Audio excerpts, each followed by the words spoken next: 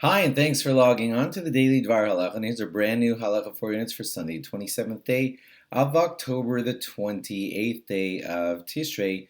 Here we go.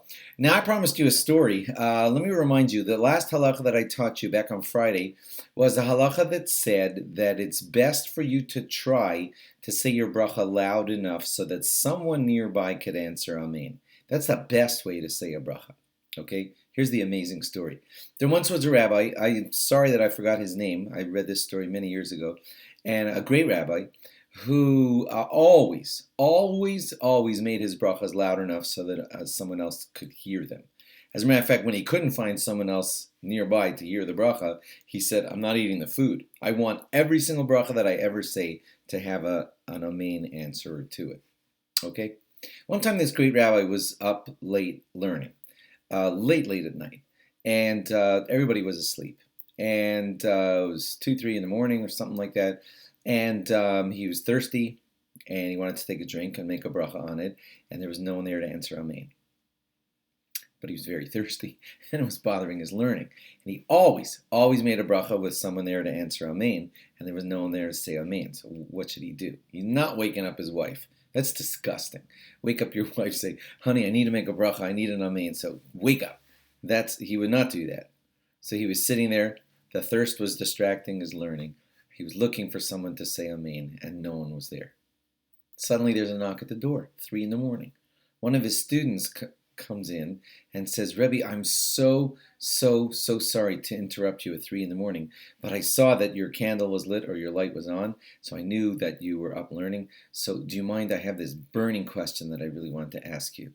He hugs the Talmud, the student, and he says, actually, I'm thrilled that you came over because I always make a bracha with someone to answer Amen. I'm very thirsty. It's disrupting my learning, and I'm glad you walked in because you're going to say Amen to the bracha. Then I'll answer your question. Baruch atah Hashem Elokeinu melech haolam shakol niv'dvaro. The student answers Amen, and he says, he drinks down the drink. Thank you so much for being here. Now, what can I do? And they discuss his question for a while. Okay?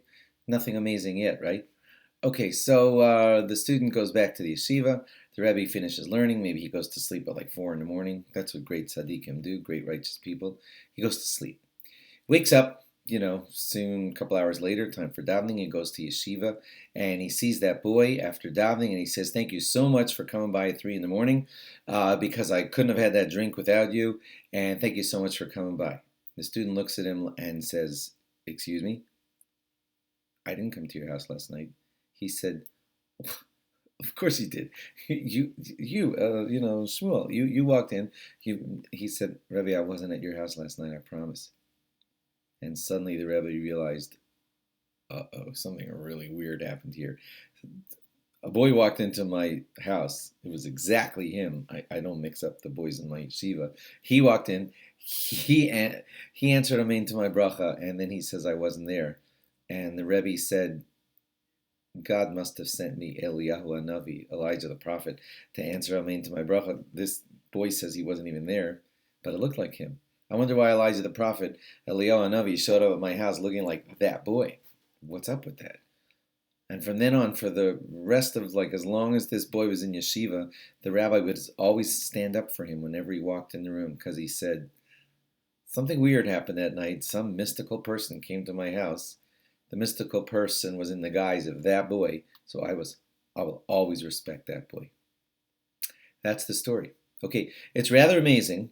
It sounds miraculous, but mostly I wanted you to know the story. It's just so much fun to hear it, stories like that, and it alludes to this law that we've been learning since our last halacha, which is always say a bracha such that somebody else nearby could say amen to it. Now, you don't have to do what this rabbi did.